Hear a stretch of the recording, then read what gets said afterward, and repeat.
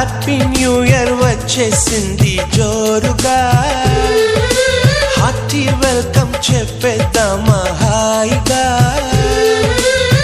కొత్త కొత్త ఊహల్లో తెలిపోటియా, మనసులోని ఆశల్ని పంచుకో బ్రదర్. గుండెలోని భావాలు గుప్పుమన్న ఈ వేళ, కదిలల్లే కాలపు కన్నెకి టాటా చెప్పుదామా. జనవరితో అడుగులు వేస్తూ ముందుకి పోదామా.